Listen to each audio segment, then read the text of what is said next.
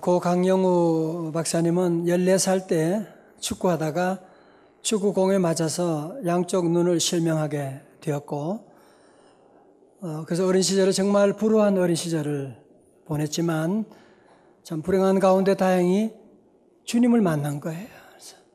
주님을 만남으로 해서 그의 영적인 눈이 뜨여지게 되는, 그래서 그는 열심히 공부하고 연세대학을 졸업하고 피츠버그 대학에서 박사학위를 받게 되고, 백악관에서도 정책 차관보의 자리까지 오르는 그런 정말 입지적인 그런 인물이 되었습니다.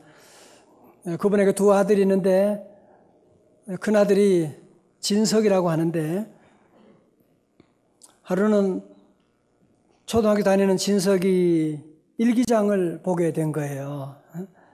일기장을 보았는데 거기에 그렇게 기록된 거예요. 우리 아빠는 앞을 보지 못하는 시각장애인입니다. 나랑 자전거도 함께 타지 못하고 공 던지기도 놀이도 하지 못합니다. 나는 우리 아빠와 함께 할 수 있는 것이 아무것도 없습니다. 그런 내용의 글을 써놓은 것을 보고 이 강 박사님 마음에 너무 큰 충격을 받게 됩니다. 그래서 그날 저녁에 어두운 밤에 침대에 누워있는 아들을 불러가지고 캄캄한 밤에, 야 진석아, 오늘 아빠가 너에게 아주 신기한 것을 너에게 보여줄게. 네? 아빠 뭐예요? 네 아무것도 안 보이지? 네 안 보여요. 그런데 아빠는 이 어두운 밤에도 동화책을 읽을 수 있다. 그러면서 아버지가 어두운 밤에 그 아들에게 동화책을 읽어주는 거예요. 그러면서 시각장애인 아버지의 장점을 부각시키면서 그 아들에게 긍정적인 마인드를 심어주게 되는, 이렇게 해서 어둠 속에서 동화를 듣고 자라난 이 아들 진석은 미국 대학의 최고의 대학에 하버드 대학에 입학하려고 입학 원서를 쓰고, 거기에 제일 중요한 것이 이제 미국은 에세이를 중요시 보거든요. 그런데 에세이 제목에 뭐라고 쓰느냐 하면 Bedtime Story in the Darkness라고 하는, 어둠 속에서 들려주는 동화 이야기, 이런 아버지에 대한 얘기를 하면서 글을 썼는데, 입학 사정관들이 너무 감동을 받은 거야. 그래서 이 아들을 그 학교에 입학하게 되고, 그래서 이 아들은 아버지와 같이 앞을 못 보는 사람들을 위해서 내가 좋은 의사가, 안과 의사가 되어야지. 그래서 열심히 공부해서 그는 안과 의사가 되고 30만 번 이상의 눈 수술을 집도해서 워싱턴 포스트가 선정한 2011년 최고 슈퍼 닥터에 뽑히게 되었던 것입니다. 여러분, 그래요. 다 없다고 나는 못한다. 그렇지 않습니다. 다 없어도 주님이 함께 하시면 할 수 있습니다. 오늘 많은 사람들은 좀 없는 것 때문에, 좀 상처받은 것 때문에, 기분 나쁜 것 때문에 자꾸 삶을 포기하려고 하고 절망 가운데 들어가는 사람들이 우리 주변에 너무 많이 있다는 생각을 하게 됩니다. 그런데 그런 사람들만이 아니라 오늘 우리는 본문을 보면서 그건 다른 사람이 아니라 선지자 이 사무엘이 지금 오늘 그런 극단적인 생각을 하고 있음을 보게 됩니다. 우리 지난주에 본 것처럼 사무엘상 15장에 사울이 아말렉과 전투할 때 사무엘 선지자가 하나님의 말씀을 선포했지요. 아말렉의 모든 왕과 모든 짐승을 다 진멸하라고 했는데 이 사울 왕이 하나님 말씀을 거역하는 거예요. 그러자 뭐라고 합니까? 네가 여호와의 말씀을 버렸으므로 여호와께서 당신을 버렸습니다. 그런 선포를 사무엘 선지자가 하게 된 것입니다. 여러분, 그렇지만 사무엘 선지자로서는 참 가슴이 아프죠. 그죠? 이스라엘 초대왕으로 사울을 세웠고 그도 수많은 날들을 함께 지내왔는데 이렇게 참 슬프게 끝을 잘 못 맺게 되니까 너무 연민의 정이 들어있고, 또 그러면 사울 왕이 폐위되면 이 나라는 앞으로 어떻게 될 것인가? 누가 이 나라를 다스리게 되고 어떻게 나라의 미래를 생각하니까 너무 걱정이 되는 거예요. 자, 그래서 그는 아주 슬퍼하는데 오늘 본문의 말씀 한번 16장 1절입니다. 보세요. 여호와께서 사무엘에게 이르시되 내가 이미 사울을 버려 이스라엘 왕이 되지 못하게 하였거늘 네가 그를 위하여 언제까지 슬퍼하겠느냐. 여기서 슬퍼한다고 하는 동사는요, 그냥 슬픈 정도가 아니라 마치 자녀를 잃었을 때, 마치 부모님이 돌아가셨을 때 그냥 애간장이 끓는 그런 통곡하는 슬픔을 그가 느끼게 된 것입니다. 이때 우리 하나님께서 사무엘에게 말씀하시죠. 사무엘, 네가 언제까지 그렇게 슬퍼하느냐? 네가 왜 그를 위해 슬퍼하느냐? 그러면서 1절 하반절에 너는 뿔에 기름을 채워가지고 가라. 내가 베들레헴에 내 마음에 합한 자. 이번에 우리 새벽 집회 때 주제였죠. 다 같이 내 마음에 합한 자. 내 마음에 합한 자를 내가 너에게 보여주니까 내가 이미 다 보았고 이미 다 예정해 놓았으니까 걱정하지 말고 내가 시키는 대로만 하라고 그렇게 말씀하고 있습니다. 저를 보세요. 오늘 저와 여러분 사는 동안에도, 아니 지난 한 주간만 해도 여러분이 많은 상실감을 경험했을 거예요. 그죠? 사랑하는 사람이 갑자기 떠날 수도 있고, 그죠? 그렇게 다니던 직장을 여러분이 실직할 수도 있고, 때로는 건강이 나에게서 떠나서 건강을 잃을 때도 우리가 있고, 여러분, 그러나 우리 성도들은 거기를 끝이라고 생각하면 안 돼요. 우리 하나님은 여러분 가운데 새로운 일을 행하시는 줄로 믿습니다. 그래서 영어에 그런 말이 있어요. 전화기를 발명한 그 벨이 그런 말을 했습니다. When one door closes, another door opens라고 하는, 저희 집에도 냉장고에 이렇게 붙여놨어요. When one door closes, another door opens라고 하는, 무슨 말이에요? 하나의 문이 닫히면 또 하나의 문이 열리는 법이다. 그죠? 그렇기 때문에 우리 성도들은 하나의 문이 닫혀도 절대로 낙심하면 안 돼. 오늘 1절의 말씀 가운데도 내가 하나님의 절대적인 주권을 강조하고 있잖아요. 여러분 가운데 우리 하나님 여호와께서 새 일을 행하시는 줄로 믿습니다. 하나님의 절대적인 주권을 믿어야 돼요. 하나님의 절대적을 믿고. 자, 보세요. 여러분 지금 아직까지 이 당시는 그 현재 권력은 지금 사울이에요, 지금. 사울 왕이 지금 눈을 시퍼렇게 뜨고 있는데, 새 왕을 기름 부어서 왕을 세운다. 그러면 사울 왕이 가만히 있겠어요?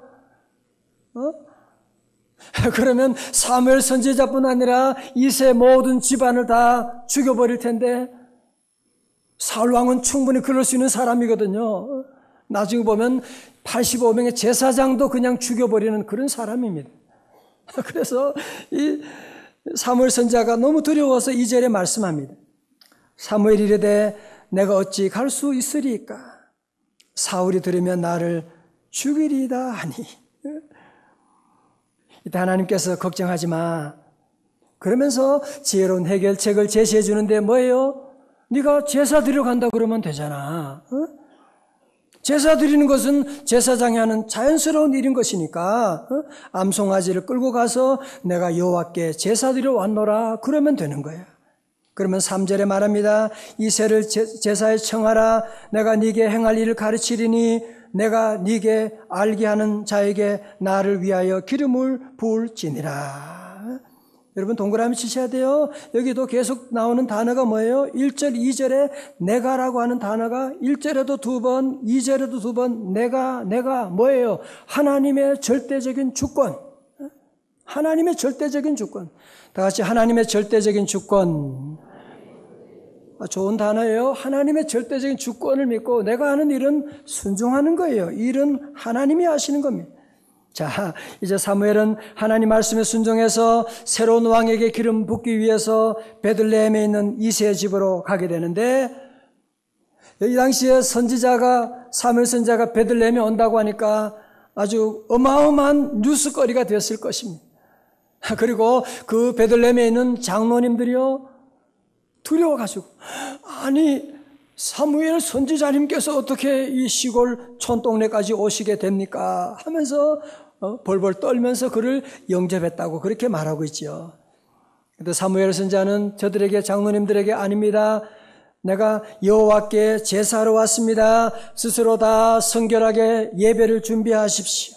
그리고 특별히 한 가지, 이 제사에 이새와 그의 자녀들을 불러오십시오, 그러는 거예요. 자, 이제 6절 말씀 봅니다. 6절. 재밌어요. 오늘 보면 사무엘 선지자도 오늘 보면 좀 웃기는 일을 좀 해요, 우리처럼. 자, 6절입니다. 시작. 그들이 오매 사무엘이 엘리압을 보고 마음에 이르기를, 뭐요? 여호와의 기름 부으실 자가 과연 주님 앞에 있도다 하였더니. 아멘. 이새의 아들 가운데 큰 아들이 엘리압이거든요. 엘리압이 마치 뭐예요? 미스 코리아 예선 때, 이제 아들이 먼저 딱 등장하는 거예요. 이제 걸어가는데 보니까요, 얼마나 키도 크고 잘생기고 얼짱, 몸짱, 또 무슨 짱? 하여튼 모든 짱이 다 모였어. 완전히 장군감이고 너무너무 잘생긴 거야. 그래서 이새가, 이 사무엘이 너무너무 감동을 받아가지고, 이야, 여호와께서 기름 부을 자가 바로 여기 있군요, 내가 기름을 붓겠습니다, 그러는 거야. 그때 여호와께서 잠깐 정신 차려라, 친구야. 너 왜 그러냐, 사무엘. 그러면서 오늘 7절의 말씀을 하시는 거예요. 7절. 오늘 7절은 다 요절 말씀이거든요. 읽을 때 다 크게 읽고, 어떤 분은 성경 읽으라고 하면 안 읽는 도 계세요. 아니면 입에 중얼중얼 그러죠. 여러분 오늘 이렇게 귀한 시간 오셨는데 은혜 안 받고 가시면 안 되잖아, 그죠? 다 여러분 적극적으로 예배 참여하는 거예요. 7절 다 함께 시작. 여호와께서 사무엘에게 이르시되 그의 용모와 키를 보지 말라, 내가 이미 그를 버렸노라. 내가 보는 것은 사람과 같지 아니하니 사람은 외모를 보거니와 나 여호와는 중심을 보느니라 하시더라. 아멘. 다 같이 아멘. 저절 보세요. 우리 사람의 한계가 외모를 보는 것이고, 그죠? 우리가 눈이라고 하는 것이 보이는 것밖에 볼 수가 없으니까,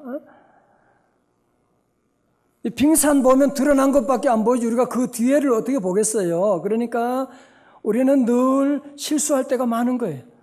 사람을 볼 때 늘 외모를 보고, 그러니까 요즘은 성형수술도 발달하고, 여러분, 그래서 우리가 사람들을 만나면 피곤해지는 거예요. 자꾸 외모를 보고 함부로 얘기하고, 외모를. 그래서 기독교 국가로 갈수록요, 외모를 보지 않습니다.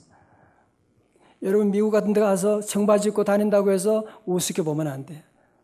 회장님들은 다 그렇게 다 넥타이 안 맸다고 해서 여러분들 그러면 안. 그러나 점점 하나님 기독교 문화가 없는 나라는 외모를 최고로 여기는 거예요. 최고로 여기고 나가는. 그러나 성도 여러분, 우리가 보는 것이 얼마나 부족한 것을 여러분이 알고 계시잖아요. 그죠? 여러분, 우리가 외모로 판단하고 함부로 얘기하면 여러분은 반드시 후회하는 날이 오게 됩니다. 그래서 우리 예수님도 그렇게 말씀하셨어요. 요한복음 7장 24절에 외모로 판단하지 말고 공의롭게 판단하라 하시니라. 다 같이 아멘. 요즘 젊은이들은 스펙이라고 하는 거, 스펙을 쌓아야 되고, 그래서 외모도 취직을 위해서 막 수술하는 사람도 있고, 스펙을 쌓기 위해서 얼마나 애쓰고. 여러분, 그렇게 본다면 다윗은 스펙이 뭐가 있어요? 학력고사도 성적이 형편없지. 아직 나이도 얼마 안 됐지. 외모는 정말 볼품이 전혀 없는. 그가 스펙이라고 하는 것은 그저 양치기 몇 년 한 것밖에 없는 그런 사람이었습니다. 스펙을 따진다면 큰아들 엘리압이 최고의 스펙을 가지고 있죠. 그는 전쟁터에 나간 경험도 있고 얼마나 대단한 스펙을 가지고 있습니까? 그건 하나님은 어떻게 해요? 너의 스펙을 보지 않고 외모를 보지 않고 하나님은 뭘 보시느니라? 중심을 보시느니라. 여러분, 저는 그래서 하나님께 나오면 좋은 게 많지만 그 중에 하나는 뭐냐면 하나님은 내 마음을 중심을 보시니까요. 여러분이 하나님 앞에 나올 때 너무 따지고 너무 신경 쓰지 마세요. 내 모습 이대로 주님 앞에 내 모습 이대로 주님 받아주시고 내 모습 이대로 주님 앞에 나가면 오늘 예배 가운데도 우리 성도들이 어떤 모습이냐, 여러분이 어떤 옷을 입었느냐, 어떤 가방을 들었느냐, 구찌냐, 무슨 똥이냐, 뭐 이런 거, 그런 거 주님이 보시지 않아요. 그거 보지 않고 어떤 마음으로 직분도 중요하지 않아요. 마음이 중요한. 하나님 오늘 예배 가운데 우리의 중심을 보시고 우리의 기도 들어주시고 우리 예배를 받으시는 줄로 믿습니다. 자, 8절부터 보면 이제 큰 형이 이제 땡 하고 나가고 둘째 아들 아비나답이 지나가는데 하나님이 그 사람도 아니라는 거예요. 셋째 아들 누가 지나가요? 셋째니까 이름 뭐예요? 삼마. 셋째니까 삼마가 지나가는데 그도 아니야. 일곱 아들이 다 지나가고 다 지나가는데도 하나님이 택하신 자가 없는 거예요. 이때 사무엘이 이새에게 묻죠. 야, 우리 집에 이 집에 아들이 전부 다냐?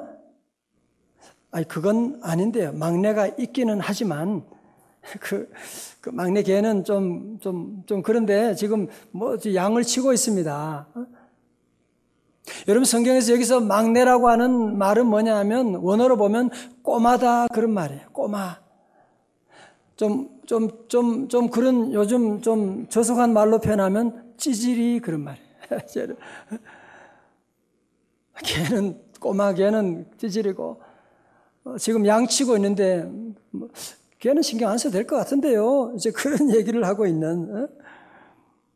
여러분 그리고 양을 친다라고 하는 우리는 요즘 시대는 양을 친다 그러면 여러분 생각을 목동들의 피리 소리 막 목동을 여러분이 낭만적으로 보는데 이 당시 이스라엘은 그렇지 않아요. 목동이라고 하면 3D 업종에 속하는 가장 힘들고 가장 더럽고 가장 천한 직업이 바로 이 목동이고 왜? 목동은 양들과 함께 밤을 새워야 되고 거기 냄새나고 같이 지내게 되니까요. 그 당시에 가장 유망주는 뭐냐면은 첨단 산업인 농사 짓는 거였어요. 관직에 나가는 건데 다윗은 그냥 집안 부모님 심부름이나 하고 양을 치는 그런 일을 하고 있었습니다. 부모님마저도 무시한 거죠. 그죠? 11절 하반절에 사무엘이 이새에게 이르되 사람을 보내어 그를 빨리 데려오라. 그가 여기 오기까지는 우리가 식사 자리에 앉지 아니하겠노라. 그래서 이새는 급하게 전가를 보내서 양을 돌보고 있는 그 막내 아들 다윗을 데려온 8째 아들을 데려오는데 성경에는 아직 이름도 나오지 않아요. 자, 오는데 보면 그의 머리가 흐트러졌고 옷은 뭐 그냥 다 찢어진 그런 옷을 입고 옷에는 양똥이 묻어 있고 그런 모습으로 이제 사무엘 선지자에게 오게 되는 거예요. 그런데 하나님은 어떻게 해요? 외모를 보지 않고 뭘 보신다고요? 중심을 보시는. 사무엘 선지자가 그를 볼 때 여호와께서 말씀하시기를 이가 그니 일어나 기름을 부으라. 그래서 사무엘 선지자는 순종해서 다윗에게 기름을 부었더니 여호와의 영에 크게 감동되니라. 성령 충만하게 된 줄로 믿습니다. 자, 저를 한번 보세요. 눈을 크게 뜨시고 한번 보시고. 전 이 말씀을 묵상하고 준비하면서 참 제게 오는 충격 가운데 하나는 낳은 부모도 아버지도 어머니도 이렇게 자녀를 잘못 볼 수가 있구나라고 하는 그런 일이 일어날 수 있구나라고 하는 생각을 제가 하게 된 것입니다. 이새가 그랬잖아요. 자기 아들을 우습게 여기고 잘 모르는 거예요. 지금 여러분의 자녀를 제대로 보고 계세요? 여러분 자녀가 얼마나 위대한 인물인지 여러분이 알고 계세요? 세상적인 기준으로 외모로 함부로 판단하고 성적 가지고 함부로 애를 바보 취급하고 남과 함부로 비교하고 그런 적은 없으셨어요? 여러분이 사랑하는 아내, 사랑하는 남편 외모로 가지고 함부로 판단하고 얼마나 귀한 남편과 지금 살고 있는데 모르니까 남편을 우습게 여기고 아내를 우습게 여기고 그런 적은 없으셨어요. 설교노트 6번째 그런 얘기 넣습니다. 아인슈타인은 여러분이 아시는 대로 그 어렸을 때 학습 장애와 언어 장애를 앓았습니다. 초등학교 때 오죽이나 공부를 못했으면 아인슈타인의 생활 기록부에 무엇을 하든지 성공할 가능성이 희박함이라고 쓰였겠어요. 자, 저를 보세요. 학교 선생님도 아인슈타인을 바보 취급하는 거예요. 얘는 아무리 공부 열심히 해도 성공할 가능성이 없음. 그러나 놀라운 일이 있어요. 그의 믿음의 아버지 어머니는 하나님의 시선으로 자녀를 보는 거예요. 아니야. 우리 아들이 그런 아들이 아니야. 하나님께 기도하고 하나님의 은혜를 바라고 그 아들을 위해서 학교에 무시당하고 그러니까 전학을 가고 기도하면서 그 아이들을 키워나가는 거예요. 그가 1922년에 타임지가 금세기 인물로 선정된 바로 최고의 금세기 인물이라고 하는 그가 바로 아인슈타인이 뽑히게 된 거예요. 뿐만 아닙니다. 에디슨도 학교에 입학한 지 3개월도 못 되어서 바보로 낙인 찍혀서 학교를 그만두고 부모님의 믿음과 사랑과 기도로 위대한 인물이 되게 된 것입니다. 사랑하는 성도 여러분, 절대로 외모로 판단하고 함부로 말하시면 안 돼요. 우리가 그럴 때 얼마나 많았어요, 저도. 여러분, 그래서 외모로 판단하기 때문에 여러분 가정에 아인슈타인이 될 수 있는, 에디슨이 될 수 있는, 다윗이 될 수 있는, 링컨이 될 수 있는 귀한 자녀들을 여러분이 바보로 만들고 사장시켜 버렸는지 모르는 것이거든요. 그래서 우리 성도들은 절대로 보이는 외모를 가지고 함부로 그렇게 말하면 안 돼요. 여러분의 판단과 여러분의 명철을 의지하면 안 되는 것입니다. 설교는 어떻게 했어요? 잠언 3장 5절 6절 어제 토요일 새벽에 제가 요절로 준 말씀입니다. 다 같이 봉독합니다. 시작. 너는 마음을 다하여 여호와를 신뢰하고 내 명철을 의지하지 말라. 너는 범사의 그를 인정하라. 그리하면 내 길을 지도하시리라. 아멘. 할렐루야. 여러분, 기독교의 기본은 뭔지 아세요? 기독교의 출발이 뭔지 아세요? 그것은 나의 명철을 의지하지 않는 것입니다. 나를 믿지 않는 것입니다. 나는 죄인이고 멸망하고 나는 하나님 앞에 아무것도 없는 영원히 지옥받을 갈 죄인이기 때문에 나를 의지하지 않고 두 번째 뭐예요? 하나님만 신뢰하는 것입니다. 오직 하나님만 섬기시기를 주님의 이름으로 축원합니다. 제가 신학교 다닐 때 가장 유명한 많이 회자되는 설교학 교수님 하면 프레드 크레독이라고 하는 분이에요. 이분이 한 번은 사모님과 함께 이제 휴가를 테네시주의 한 시골 마을에 휴가를 가게 되었는데 한 레스토랑에서 식사를 하는데 어떤 할아버지 한 분이 다니면서 인사를 이렇게 하고 그러는 거예요. 그래서 나중에 자기 가까이 오더니만 자기가 목사인 것을 알고 실례지만 제가 좀 드릴 말씀이 있는데 그래서 앉으라고 함께 테이블에 앉았는데 이 할아버지가 그런 얘기를 해요. 내가 오늘 한 소년에 대해서 얘기를 좀 꼭 드리고 싶어서 그런다고 얘기하시라고. 한 소년이 여기 동네에서 얼마 떨어지지 않는 산 넘어서 태어났는데 그가 태어났을 때 어머니는 결혼하지 않은 상태였어요. 이 아이는 아버지가 누군지도 모르는 가운데 그가 태어나게 되고 그러다 보니까 동네 사람들은 이 모자가 자라는데 늘 뒤에서 수군거리는 거예요. 제가 누구신지 모르겠네. 그러니까 학생들마저도 학교에 가면 전부 다 이 소년을 왕따시키는 거예요. 함께 놀지도 않고 같이 밥도 안 먹고 그는 늘 외롭게 혼자 밥 먹고 혼자 산책하고 그렇게 지냈어요. 그의 나이가 더욱더 가슴 아픈 일이 무엇이냐 하면 어머니하고 함께 시장을 가면 사람들이 뒤에서 그러는 거예요. 제 아버지가 누군지 모르겠네. 들리도록 그런 소리를 할 때 너무너무 가슴이 아픈 거예요. 이제 그가 12살이 되었을 때 그 동네 교회가 있는데 새로운 목사님이 오시게 되었어요. 목사님이 부인하셨는데 소문을 듣지 않으니까 그 목사님이 너무 좋으시다는 거예요. 너무 말씀을 은혜스럽고 재미있게 전하고, 그래서 이 소년의 마음속에서 그래 나도 한번 교회 가봤으면 하는 생각이 듭니다. 나도 한번 교회 가봤으면. 그래서 그가 용기를 내가지고 교회를 오게 됐어요.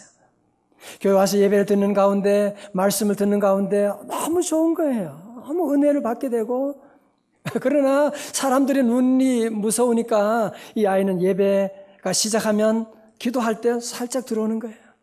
저 뒤에 구석에 앉았다가 그리고는 예배가 끝나기도 전에 항상 먼저 나가고 사람들 눈 때문에 그렇게 했던 거지. 그런데 한 번은 어느 주일날 목사님 말씀이 너무 은혜스러운 거예요. 너무너무 감동을 받아서 예배 시간이 어떻게 가는지를 모르겠어요. 예배 시간 끝나는데도 불구하고 끝난지도 모르고 그냥 엎드려서 기도하고 있는데 모든 사람들이 다 벌써 가버리고 혼자 남아 있는데 누가 그의 어깨를 잡으면서 얘 너 누구니? 네 아버지가 어떤 분이시지? 그러는 거예요. 그래서 깜짝 놀라가지고 뒤를 돌아보니까 목사님이 자기 어깨를 잡으면서 목사님 맞아 나에게 목사님도 아시는구나. 그런 생각을 하고 있는데 목사님이 계속 말씀하시기를 잠깐만 네 얼굴을 보니까 너를 닮은 아버지가 누군지 알겠구나. 너희 아버지는 하나님이시지. 그때 이 소년의 눈에 눈물이 쏟아지는 내 아버지가 하나님이 나의 아버지시라고 하는 놀라운 일을 그가 깨닫게 되고 그때부터 그는 하나님을 섬기고 열심히 공부하고 그러면서 그가 누구냐? 역사적으로 이 테네시주의 주지사를 2번씩 한 벤 후퍼라고 하는 사람이 되었고 그 소년이 바로 벤 후퍼가 되었고 바로 그 사람이 접니다. 그런 간증을 하면서 그가 이렇게 고백을 합니다. 목사님, 그때 그 목사님이 말씀하신 그 한마디가 바로 제 인생을 통째로 바꿔 놓았습니다. 그런 얘기를 하는 감동적인 글을 보게 되었습니다. 할렐루야. 사랑하는 성도 여러분, 지금까지 우리가 모두 하나님의 시선으로 우리가 함께 보기보다는 우리가 사람을 외모로 보고 함부로 판단할 때가 얼마나 많이 있었습니까? 저도 자녀 기르면서 겉의 모습을 보고 함부로 얘기하고 사랑하는 아내에게 함부로 얘기하고 상처 줄 때가 얼마나 많은지 모릅니다. 사랑하는 성도 여러분, 하나님 여러분 자녀 귀한 선물을 주셨는데 여러분 자녀가 얼마나 귀한지 아세요? 학교 성적 가지고 함부로 얘기하지 말아요. 문제아라고요? 여러분 지나고 나면 도리어 문제아가 부모님께 더 잘하는 큰 인물 되는 일이 얼마나 많이 있는데 이 시간 저는 우리 모두가 함께 그동안 우리가 하나님의 시선으로 보지 못하고 사람을 외모로 판단하고 우리 자녀들에게 함부로 말해서 상처를 주고 우리 성도들 사이에도 함부로 말을 해서 상처 주는 일이 얼마나 많았는데 저도 우리 교인들 잘못 볼 때가 참 많았어요. 외모를 보고 함부로 얘기할 때가 많았습니다. 저도 하나님께 회개하며 우리 모든 성도들 이 시간 우리 모두가 하나님 앞에 회개하셔야 돼요. 그리고 우리 모든 성도들 여러분 가운데 심지어 여러분의 가족들이 여러분을 버린다고 할지라도 세상 사람들이 여러분을 루저라고 말할지 모르지만 쟤는 소망이 없다고 말할지 모르지만 우리 하나님은 그렇지 않습니다. 하나님은 여러분을 사랑하십니다. 하나님 여러분과 함께 하십니다. 하나님 여러분을 자녀로 삼아주시고 하나님이 우리 아버지 되심을 믿습니다. 우리 성도들은 그래서 어떤 어려운 가운데 세상 사람들이 버린다고 절망하지 말아요. 회사 사람들이 나를 우습게 본다고 절망하지 말아요. 사람들은 원래 외모로밖에 볼 수가 없는 것입니다. 그러나 우리 하나님이 계시잖아요. 하나님이 오늘 저와 여러분들을 보시고 오늘 여러분이 부족하지만 하나님의 영이 함께 하시면 오늘 저와 여러분도 다윗이 될 수가 있습니다. 여러분 자녀 지금 문제라고 하지만 문제가 아닙니다. 하나님의 영과 함께 하시면 다윗과 같은 인물이 될 수가 있습니다. 여러분 그래서 다윗과 같은 여러분의 자녀를 하나님 만나게 해줘야 돼요. 그냥 들에서 양친다고 내버려 두지 말아요. 공부 열심히 한다고 내버려 두면 안 돼요. 그래서 하나님 집으로 인도해야 되는 겁니다. 그래서 우리가 전도잔치를 하는 것입니다. 그래서 우리가 주의 복음을 전하고 나아가는 것입니다. 오늘 시간 주님의 성령이 오늘 우리에게 함께 하시고 여러분 모두 나는 부족합니다. 괜찮아요. 강영우 박사님 눈을 잃었다고요? 괜찮아요. 오늘 주님이 여러분과 함께 하시고 여러분 향하여 새로운 놀라운 일을 예비하시고 행하시고 다윗에게 성령 충만함으로 말미암아 그의 인생을 바꾼 것처럼 여러분의 새로운 놀라운 역사가 하나님의 시선 가운데 진행될 줄로 믿습니다.